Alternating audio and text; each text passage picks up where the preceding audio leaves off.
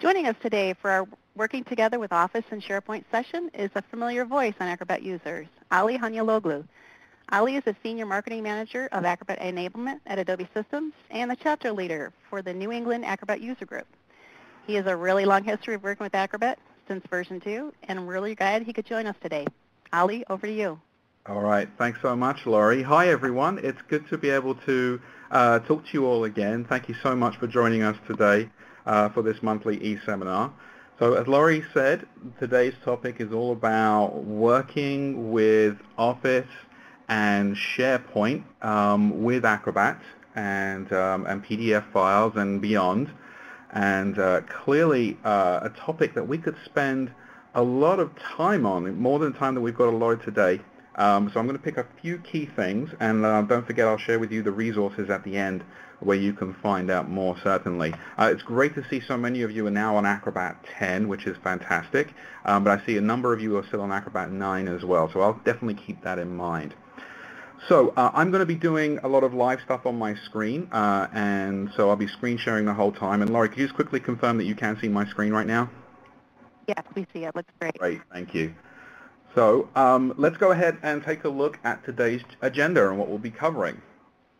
So what we're going to be talking about is how you can take the three members of this family, or extended family if you like, Office, SharePoint, and Acrobat, and put them all together and create something absolutely wonderful.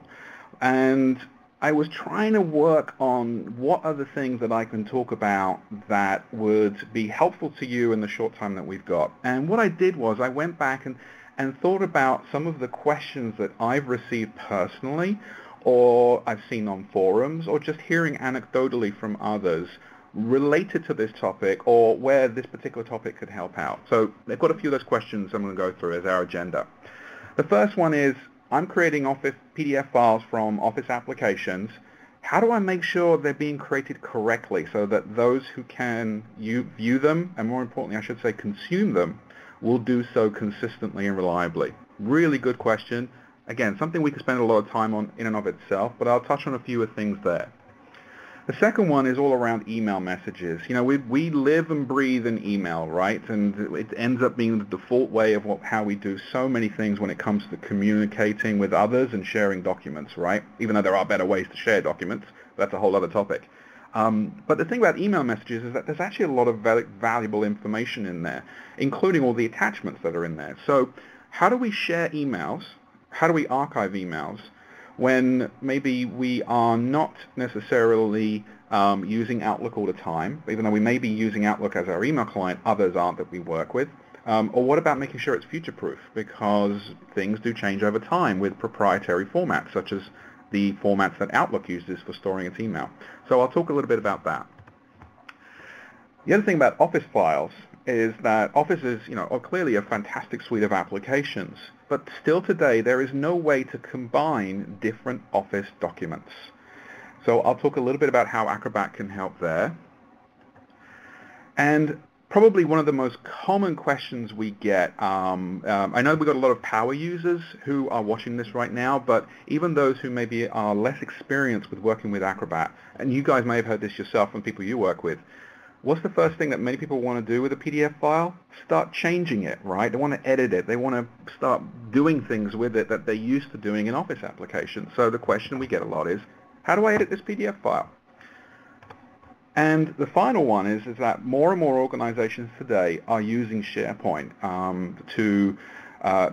primarily as a means to store documents in an organized way, but also to collaborate. And Office works fantastically with SharePoint, there's no doubt about it. But there are a lot of PDF files stored in Microsoft SharePoint.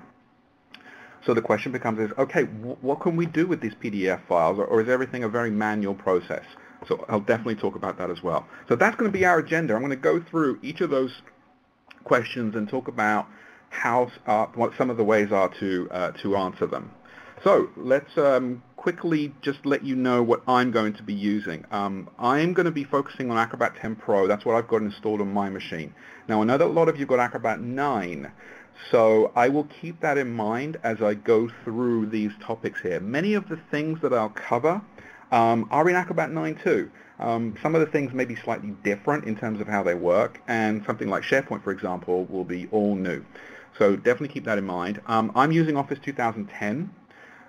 If you're still on Office 2007, still applicable there as well in many cases. And likewise for SharePoint, I'm using SharePoint 2010. But even if you or your organization has SharePoint 2007 or Windows SharePoint Services 3, exactly the same process. Let's jump.